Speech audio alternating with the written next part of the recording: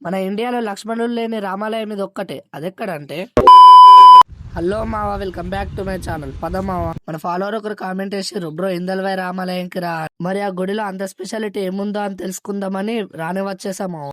ఇంకా ఈ గుడి విషయానికి వస్తే, దీన్ని అప్పట్లో శివాజీ గురువైన సమర్థ రామదాసు కట్టాడంట మావా. అప్పట్లో ముఘల్ రాజులు హిందూ టెంపుల్స్ ని ధ్వంసం చేయంగా ఈ గుడిలో ఉన్న విగ్రహాన్ని నిజాంబా రఘునాథ టెంపుల్ నుంచి ఇక్కడికి తీసుకొచ్చారంట మావా. తర్వాత దీన్ని సిర్నపల్లి జానకిబాయి అనే ఆమె పునర్నిర్మించిందంట. ఈ ఆలయంలో ఉన్న విగ్రహాలలో లక్ష్మణుడు లేకపోవడమే మావా ఈ గుడికున్న స్పెషాలిటీ. ఈ రాముడి విగ్రహం 6 అడుగుల పొడవుతో చెక్కబడి ఉందంట మావా. ఇక్కడ సీతారాముల పెళ్లే కాకుండా రాముడి పుట్టినరోజు వేడుకలు కూడా జరుగుతాయంట మావా.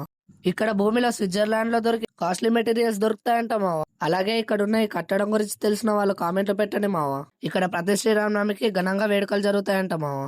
ఈ రోజుతో మన టెంపుల్ జర్నీ సిరీస్ అయిపోయింది మావా. నెక్స్ట్ మళ్ళీ మంచి కంటెంట్ తో మీ ముందుకు వస్తా. అంతవరకు ఫాలో కొట్టి పెట్టుకోండి మావా. ఈ సిరీస్ లో మీకు నచ్చిన వీడియోని కామెంట్ లో పెట్టి మీ ఫ్రెండ్స్ అండ్ ఫ్యామిలీకి షేర్ చేయండి మావా.